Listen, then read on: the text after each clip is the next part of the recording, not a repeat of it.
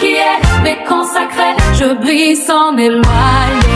Mon corps n'efface pas ma foi, tu connais le cœur en moi. Coquette, mais pas superficielle. Élégante, sous le regard du ciel. Je prends soin de moi, je reste ancrée. Femme de foi, Femme assumée, je marche belle. je marche vrai, ma lumière vient de celui qui m'a créé. Maquillée, mais consacrée, je brille sans m'éloigner. Mon gosse n'efface pas ma foi, tu connais le cœur en moi. Coquette, mais pas superficielle. Élégante, sous le regard du ciel. Je prends soin de moi, je reste ancrée. Est-ce qu'être une femme de Dieu signifie forcément disparaître derrière une apparence volontairement effacée? Est-ce qu'être une servante du Christ, être active à l'Église, aimer Dieu profondément doit nécessairement rimer avec ne plus se maquiller, ne plus s'apprêter, ne plus porter de belles tenues, ne plus aimer les parfums, les coiffures, les perruques, les bijoux ou tout simplement ne plus prendre soin de soi? C'est une question délicate parce qu'elle touche à la foi, au corps, à l'image de soi, à la pudeur, au regard des autres, mais aussi à une réalité très concrète. Dans beaucoup de milieux religieux, les femmes qui aiment se faire belles sont parfois soupçonnées d'être superficielles, séductrices, mondaines, charnelles ou moins spirituelles que les autres. Et pourtant, cette conclusion est beaucoup trop rapide. Je crois profondément que le sujet mérite mieux que des jugements hâtifs. Il mérite une vraie réflexion, une réflexion biblique mais aussi humaine, une réflexion spirituelle mais aussi psychologique, une réflexion qui ne méprise ni les femmes qui choisissent la discrétion, ni celles qui aiment l'élégance, le maquillage, les belles coiffures, les vêtements travaillés ou une apparence plus sophistiquée. Parce que la vraie question n'est pas simplement « est-ce que je porte du maquillage ?» La vraie question est « qu'est-ce qui habite mon cœur pendant que je prends soin de moi ?» La Bible parle effectivement de pudeur, de sobriété, de modestie. On ne peut pas faire semblant que ces textes n'existent pas. Dans la première épître à Timothée, chapitre 2, versets 9 à 10, Paul invite les femmes à se parer avec pudeur, retenue et modestie, non pas en mettant leur valeur dans des signes extérieurs de richesse, mais en mettant en avant les bonnes œuvres qui conviennent à des femmes qui professent servir Dieu. Dans la première épître de Pierre, chapitre 3, versets 3 à 4, Pierre rappelle que la beauté ne doit pas dépendre uniquement de l'ornement extérieur, mais de l'être caché du cœur, d'un esprit doux et paisible qui a une grande valeur devant Dieu. Ces passages sont importants. Ils nous rappellent que l'apparence ne doit jamais devenir une idole. Ils rappellent que la beauté extérieure, même lorsqu'elle est soignée, ne doit pas remplacer la beauté intérieure. Il nous rappelle que la féminité ne doit pas devenir une compétition, une provocation, une dépendance au regard des autres ou une manière de chercher sa valeur là où Dieu ne l'a jamais placée. Mais attention, ces textes ne disent pas que prendre soin de soi est un péché. Ils ne disent pas que se maquiller est impur. Ils ne disent pas qu'une femme élégante est forcément moins spirituelle. Ils ne disent pas qu'une femme apprêtée aime moins Dieu qu'une femme habillée de manière très modeste. Ils disent plutôt ceci: ne confonds pas ton apparence avec ton identité. Ne confonds pas ton enveloppe avec ta profondeur. Ne laisse pas ton extérieur devenir le centre de ta vie intérieure. Et c'est très différent. Dans le premier livre de Samuel, chapitre 16, verset 7, Dieu dit à Samuel: « L'homme regarde à ce qui frappe les yeux, mais l'Éternel regarde au cœur. » Ce verset est fondamental. Il ne signifie pas que l'apparence n'existe pas. Il signifie que l'apparence n'est pas le critère ultime de Dieu. Dieu ne juge pas comme les hommes jugent. Dieu ne se laisse pas impressionner par les vêtements, mais il ne se laisse pas non plus tromper par une apparence volontairement austère. On peut être très maquillé et avoir un cœur sincèrement attaché à Dieu. On peut être discrète extérieurement et nourrir intérieurement de l'orgueil, du mépris ou un esprit de supériorité. On peut porter une robe simple et juger durement sa sœur. On peut porter une perruque, du rouge à lèvres, des bijoux et être profondément brisé devant Dieu, humble, aimante, consacrée et vraie. Le problème, c'est ce qu'on adore. Le problème, c'est ce qu'on cherche à prouver. Le problème est la place que l'apparence occupe dans notre cœur. D'un point de vue anthropologique, le vêtement n'a jamais été un simple morceau de tissu. Dans toutes les sociétés humaines, l'habillement, la coiffure, les ornements, les couleurs, les formes et les matières sont des langages sociaux. Ils disent quelque chose de l'identité, de l'appartenance, du statut, de la culture, de l'âge, parfois même de la mémoire familiale ou communautaire. Les chercheurs en sciences sociales décrivent le vêtement et l'ornement comme des formes de communication sociale et de positionnement identitaire. Autrement dit, s'habiller, ce n'est pas seulement couvrir son corps, c'est aussi se situer dans le monde. C'est pourquoi c'est trop simpliste de réduire la coquetterie féminine à de la vanité. Pour certaines femmes, prendre soin de leur apparence est une manière de se respecter. Pour d'autres, c'est une forme de créativité. Pour d'autres encore, c'est une manière de se réapproprier un corps qu'elles ont longtemps détesté, négligé, caché ou laissé sous le poids de la honte.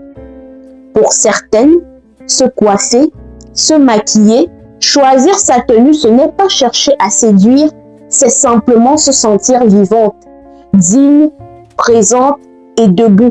La psychologie clinique nous aide également à comprendre cela. L'image de soi ne se résume pas à la superficialité. Notre rapport au corps, au miroir, aux vêtements, au maquillage, à la présentation de soi est profondément lié à l'estime de soi, à l'histoire personnelle, au sentiment de sécurité intérieure et parfois même à des blessures anciennes. Des recherches en psychologie ont montré que les vêtements peuvent influencer non seulement la manière dont les autres nous perçoivent, mais aussi la manière dont nous nous percevons et dont nous nous comportons. C'est ce que certains chercheurs ont appelé la cognition vestimentaire, c'est-à-dire l'effet symbolique et psychologique des vêtements portés sur l'état mental de la personne qui les porte. Ça ne veut pas dire que notre valeur dépend de notre tenue. Absolument pas. Mais ça signifie que notre manière de nous présenter peut participer à notre sentiment d'ancrage, de dignité, de confiance ou de cohérence intérieure. Quand une femme se maquille avant de sortir, ça ne veut pas forcément dire « je cherche l'attention ». Ça peut vouloir dire « je prends le temps de me regarder avec douceur ». Ça peut vouloir dire « je refuse de me laisser aller dans une période difficile ». Ça peut vouloir dire « je choisis de me présenter au monde avec soin ». Ça peut vouloir dire « je me rappelle que je suis encore une femme, même après les combats, les responsabilités, les blessures, les fatigues, les humiliations ou les saisons de solitude ». Ça peut aussi vouloir dire « je me rappelle que je suis une femme, même après m'être mariée ou avoir eu des enfants ». Et dans ce sens-là, prendre soin de soi peut devenir un acte de restauration, pas un acte de rébellion. Il faut aussi être honnête. L'apparence peut parfois devenir un refuge dangereux. Elle peut devenir une armure. Elle peut devenir une dépendance. Elle peut devenir une obsession. Et c'est là une nuance essentielle. La coquetterie n'est pas forcément de la vanité. La simplicité n'est pas forcément de la sainteté. Le maquillage n'est pas forcément de la séduction. La discrétion n'est pas forcément de l'humilité. L'élégance n'est pas forcément de l'orgueil. Et l'austérité n'est pas forcément de la consécration. Dieu regarde le cœur. Mais justement, parce que Dieu regarde le cœur, nous devons tous nous interroger honnêtement. Pourquoi est-ce que je me maquille de cette façon? Pourquoi est-ce que je m'habille de cette façon? Pourquoi est-ce que je me maquille de cette façon? Pourquoi est-ce que je veux absolument être vue? Ou au contraire, pourquoi est-ce que je veux absolument disparaître? Est-ce que c'est par liberté? Est-ce que c'est par peur? Est-ce que c'est par goût? Est-ce que c'est par pression? Est-ce que c'est par foi? Est-ce que c'est par traumatisme? Est-ce que c'est par comparaison? Est-ce que c'est par désir de plaire à Dieu? Ou est-ce que c'est par peur du jugement des hommes? Parce qu'une femme peut être prisonnière de l'extravagance, mais elle peut aussi être prisonnière de l'effacement. Une femme peut être esclave du regard masculin, mais elle peut aussi être esclave du regard religieux. Une femme peut chercher sa valeur dans l'hyper-apprêtement, mais elle peut aussi chercher sa valeur dans l'image de la femme plus pure que les autres. Et c'est là que le jugement devient dangereux dans les communautés chrétiennes. Quand une femme regarde une autre femme maquillée, coiffée, apprêtée et conclut automatiquement, elle n'est pas assez spirituelle, elle fait exactement ce que Dieu reproche à l'être humain. Elle juge selon l'apparence. Elle croit défendre la sainteté, mais parfois, elle ne fait que déplacer le problème. Au lieu de juger une femme parce qu'elle est trop visible, on la juge parce qu'elle ne correspond pas à un certain code esthétique religieux. Or, la sainteté n'est pas un uniforme. La sainteté n'est pas une couleur de vêtements. La sainteté n'est pas l'absence de rouge à lèvres. La sainteté n'est pas le refus de la beauté. La sainteté, c'est un cœur mis à part pour Dieu. La sainteté, c'est un cœur mis à part pour Dieu. C'est une vie qui cherche à honorer Dieu dans ses choix, dans ses paroles, dans ses relations, dans ses intentions, dans sa manière de traiter les autres, dans son rapport à la vérité, à l'argent, au pouvoir, au pardon, à la sexualité, à la justice et à l'amour. On peut avoir un visage très naturel et une langue très cruelle. On peut avoir une tenue très sobre et un cœur très dur. On peut avoir une apparence très religieuse et une attitude profondément méprisante. Et inversement, on peut aimer les belles choses. On peut aimer se maquiller, s'habiller avec goût et être une femme qui prie, qui sert, qui aime, qui se repent, qui se relève et qui cherche Dieu avec sincérité. La Bible elle-même est plus nuancée ce que l'on en fait parfois. Dans le livre des Proverbes, chapitre 31, la femme vertueuse n'est pas décrite comme une femme négligée. Elle est travailleuse, sage, généreuse, respectée et forte.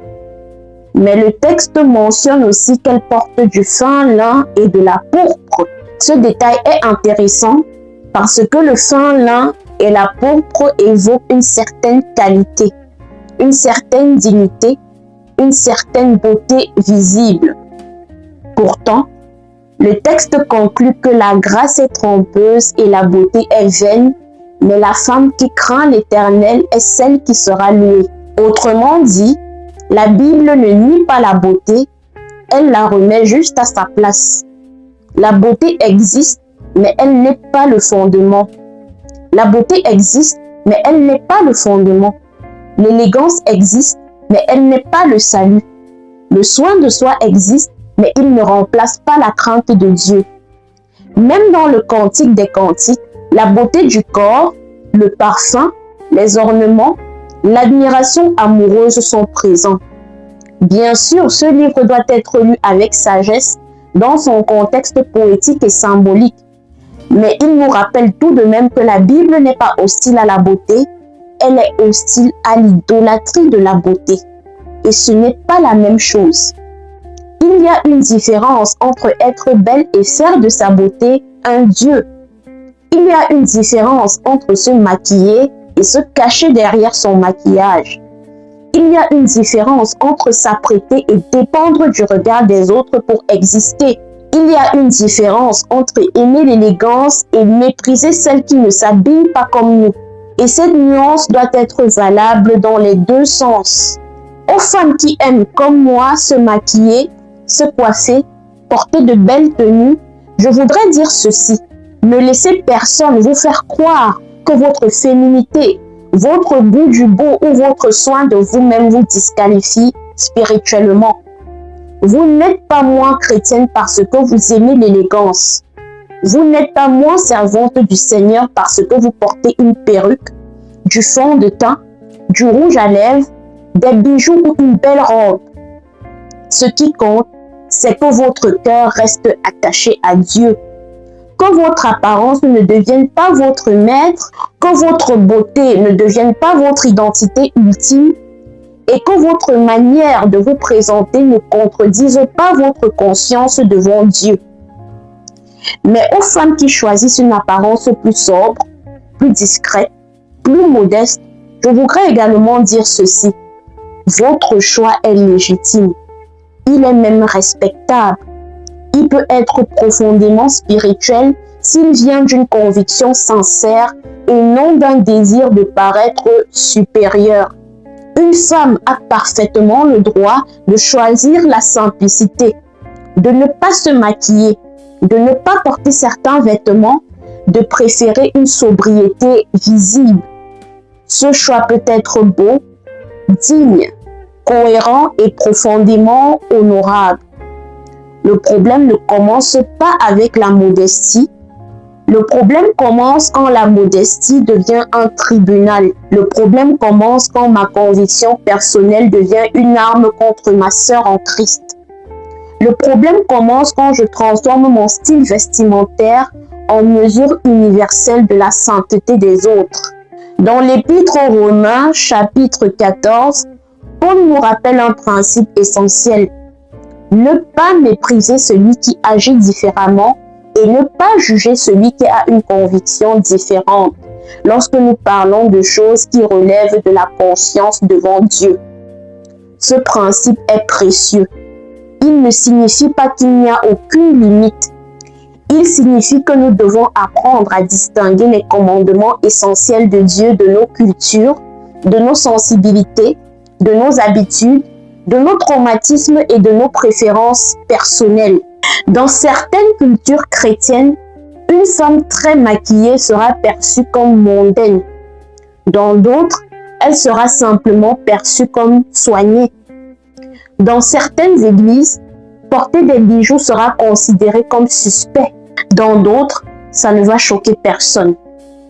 Dans certaines communautés, une tenue colorée sera jugée trop voyante.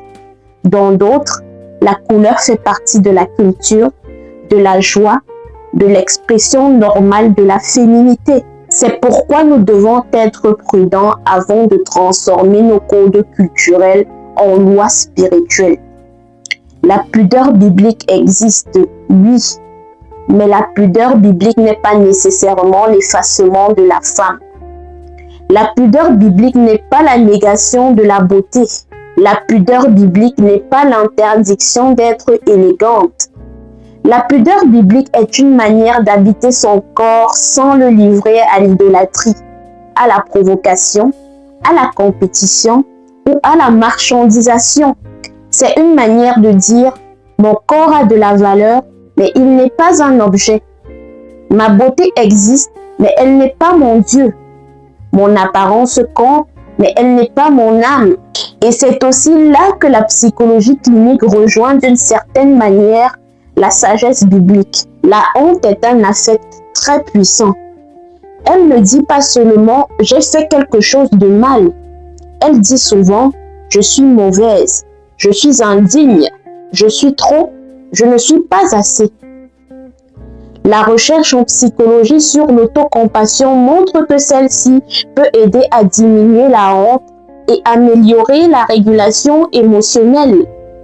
Autrement dit, apprendre à se regarder avec plus de douceur, sans complaisance mais sans cruauté, est très important pour la santé psychique. Or, beaucoup de femmes ont appris à avoir honte de leur corps, honte de leur forme, honte de leur féminité, honte de leur beauté, honte de vouloir plaire, honte d'aimer les belles choses, honte d'être visible, honte de prendre de la place. Et parfois, cette honte a été baptisée humilité alors qu'elle n'était pas de l'humilité, mais une blessure. L'humilité chrétienne ne consiste pas à se détester. L'humilité chrétienne ne consiste pas à se négliger. L'humilité chrétienne ne consiste pas à se rendre invisible pour rassurer les autres. L'humilité chrétienne consiste à reconnaître que tout ce que nous sommes vient de Dieu et que rien de ce que nous avons ne doit nous rendre orgueilleuses, méprisantes ou dépendantes de l'admiration humaine. Je peux prendre soin de moi sans m'adorer. Je peux me maquiller sans me réduire à mon visage. Je peux être élégante sans être arrogante. Je peux aimer la beauté sans mépriser la simplicité. Je peux servir Dieu avec un visage maquillé comme une autre peut le servir avec un visage naturel. Je peux porter une perruque, des boucles, du rouge à lèvres et garder un cœur prosterné devant Dieu. Le vrai danger, ce n'est pas la poudre sur le visage. Le vrai danger, c'est l'orgueil dans le cœur.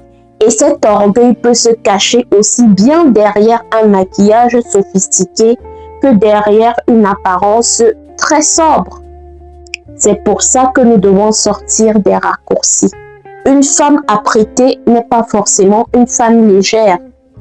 Une femme discrète n'est pas forcément une femme profonde. Une femme belle n'est pas forcément superficielle.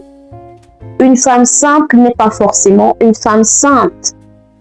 Ce qui révèle la maturité spirituelle, ce n'est pas seulement ce qu'on voit sur le corps, c'est ce qui sort de la bouche, c'est ce qui se manifeste dans les actes, c'est ce qui se révèle dans la manière de traiter les autres. Jésus a souvent dénoncé une religiosité centrée sur l'apparence. Dans l'Évangile selon Matthieu chapitre 23, il reproche aux pharisiens de nettoyer l'extérieur de la coupe tout en laissant l'intérieur rempli de rapine et d'intempérance. Le problème n'était pas que l'extérieur soit propre. Le problème était que l'extérieur propre servait à masquer un intérieur malade. Et c'est exactement le risque d'aujourd'hui. Utiliser l'apparence, qu'elle soit sophistiquée ou austère, comme un masque spirituel. Parce que oui, le maquillage peut être un masque, mais la modestie peut aussi devenir un masque. La beauté peut être utilisée pour manipuler, mais la sobriété peut aussi être utilisée pour dominer moralement. Le vrai discernement ne consiste pas à condamner l'un et glorifier automatiquement l'autre. Le vrai discernement consiste à demander quel fruit cela produit-il dans mon cœur? Est-ce que mon apparence me rend plus dure envers les autres? Est-ce qu'elle me rend dépendante de leur validation? Est-ce qu'elle nourrit la comparaison? Est-ce qu'elle me pousse à mépriser celles qui ne font pas comme moi? Est-ce qu'elle m'éloigne de Dieu? Ou au contraire, est-ce qu'elle m'aide à me sentir digne, présente, reconnaissante, réconciliée avec moi-même sans prendre la place de Dieu? Voilà les vraies questions. Et je crois qu'il est temps dans nos communautés chrétiennes de parler aux femmes autrement. Il est temps d'arrêter de leur faire porter tout le poids de la pureté collective sur leurs vêtements, leurs cheveux, leur maquillage ou leur silhouette. La pudeur est une responsabilité personnelle, oui, mais le regard de l'autre est aussi une responsabilité spirituelle. On ne peut pas demander aux femmes de disparaître pour éviter aux autres d'apprendre la maîtrise de leurs pensées ou de leurs pulsions. Une femme doit s'habiller avec sagesse, oui, mais les autres doivent aussi apprendre à les regarder avec sainteté. La responsabilité morale ne peut pas être déposée uniquement sur le corps féminin. Ce débat doit donc vous conduire non pas à choisir entre beauté et sainteté, mais à réconcilier beauté et vérité. La beauté, lorsqu'elle est vécue dans la gratitude, peut être une célébration. La simplicité, lorsqu'elle est vécue dans la liberté, peut être une offrande. L'élégance, lorsqu'elle est vécue sans orgueil, peut être une expression de dignité. La modestie, lorsqu'elle est vécue sans jugement, peut être une expression de consécration. Le problème n'est pas que les femmes soient différentes. Le problème est que nous voulons imposer à toutes les femmes une seule manière d'être une femme de Dieu. Mais Dieu ne fabrique pas des copies conformes. Il connaît les tempéraments, il connaît les histoires, les cultures, les blessures, les goûts, la sensibilité, les chemins de chacune. Certaines femmes vont exprimer leur foi dans une sobriété très visible. D'autres vont exprimer leur joie, leur restauration et leur dignité dans une apparence plus travaillée. L'essentiel est que chacune marche devant Dieu avec une conscience éclairée, un cœur humble et une attitude qui ne devient pas une pierre d'achoppement volontaire pour les autres. Alors non, être une servante du Christ ne signifie pas renoncer à prendre soin de soi. Non. Aimer Dieu ne signifie pas se négliger. Non. Se maquiller ne fait pas de vous une femme moins spirituelle. Non. Porter une perruque, aimer les beaux vêtements ou être coquette ne vous exclut pas de la présence de Dieu. Mais oui, être une servante du Christ signifie examiner son cœur. Oui, ça signifie refuser que l'apparence devienne une idole. Oui, ça signifie apprendre à se vêtir, se maquiller, se présenter, non pas dans la dépendance au regard des hommes, mais dans la paix d'une identité reçue de Dieu. Et peut-être que le vrai signe de maturité, ce n'est pas que toutes les femmes chrétiennes se ressemblent extérieurement. Peut-être que le vrai signe de maturité, c'est que nous soyons capables de nous aimer, de nous respecter et de nous reconnaître comme sœurs, même lorsque nos convictions esthétiques ne sont pas identiques. La femme très apprêtée n'a pas à mépriser la femme simple. La femme simple n'a pas à juger la femme apprêtée. La femme maquillée n'a pas à se justifier sans cesse. La femme maquillée n'a pas à se sentir supérieure. Chacune doit se tenir devant Dieu avec vérité. Parce qu'à la fin, Dieu ne va pas nous demander seulement quelle couleur de rouge à lèvres nous portions, ou si nous avions des bijoux, ou si notre tenue était validée par le regard religieux des autres. Il regardera notre cœur, il regardera notre amour, il regardera notre obéissance, il regardera notre compassion. Il regardera notre manière de traiter celle qui ne nous ressemblait pas. Et c'est peut-être là que commence la vraie beauté chrétienne. Non pas dans le refus du maquillage, ni dans son usage, mais dans un cœur assez libre pour ne pas juger sa sœur à partir d'un miroir.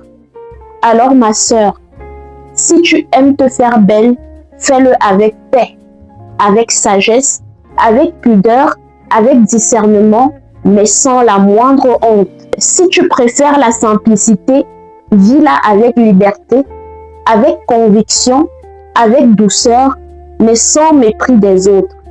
Et dans tous les cas, souviens-toi, ta valeur ne vient ni de ton fond de teint, ni de ton absence de fond de teint. Elle vient de celui qui t'a créé, appelé, aimé et racheté. Tu peux être belle et consacrée, tu peux être élégante et profonde, tu peux être coquette et remplie de foi. Tu peux aimer Dieu sincèrement et aimer aussi prendre soin de toi. La question n'est pas « est-ce que je suis assez simple pour être acceptée par les croyants ?» La question est « est-ce que mon cœur est assez vrai pour être présenté devant Dieu ?» Et si cette vidéo t'a parlé, si elle t'a aidé à te sentir moins coupable, moins jugé ou simplement plus libre de réfléchir avec nuance, je t'invite à t'abonner à la chaîne, à liker la vidéo et à la partager avec une femme qui a besoin d'entendre qu'elle peut aimer Dieu sans renoncer à sa dignité, à sa féminité et à sa personnalité. Dis-moi aussi en commentaire ce que tu en penses. Selon toi, où se trouve l'équilibre entre pudeur, soin de soi, beauté et vie spirituelle? Je serai très heureuse de lire vos avis, dans le respect et dans l'amour bien sûr. Alors voilà mes amis, je suis arrivée au terme de mon propos. Je vous fais plein de bisous, soyez bénis et à très bientôt pour une nouvelle vidéo. Ciao ciao.